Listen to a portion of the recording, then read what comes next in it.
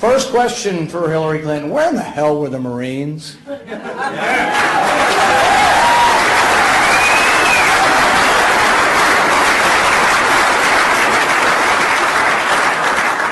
you know what her answer is? Her answer is, oh, the Marines are to guard the paper.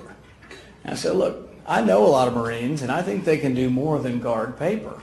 She said, well, that's the rule. They're to guard the paper, not the personnel. And I said, well, they don't do that in Baghdad. The point is that Benghazi is a lot more like Baghdad than it is Paris. We did a review board of all of this, and there were a lot of mistakes made maybe at the time, after the time. There's all this, cover up and this and that.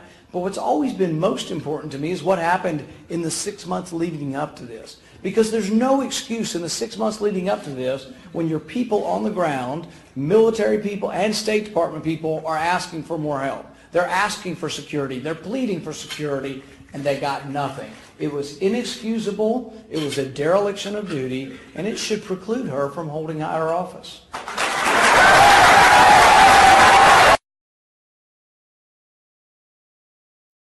Clinton, and I'm glad to see your health is improving. One of the things that disappointed me most about the original 9/11 was no one was fired. We spent trillions of dollars, but there were a lot of human errors. These are judgment errors, and the people who make judgment errors need to be replaced, fired, and no longer in a position of making these judgment calls.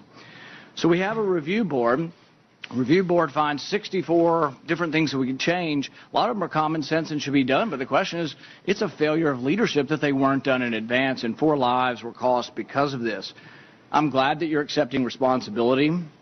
I think that ultimately with your leaving, you accept the culpability for the worst tragedy since 9/11, and I really mean that. Had I been president at the time, and I found that you did not read the cables from Benghazi, you did not read the cables from Ambassador Stevens, I would have relieved you of your post. I think it's inexcusable. The thing is that, we can understand that you're not reading every cable. I can understand that maybe you're not aware of We're going to try to pass new laws further restricting the freedoms of the American people. Don't sugarcoat it. Don't try to spin it as an effort to protect the public or to prevent violence. Drop the bullshit.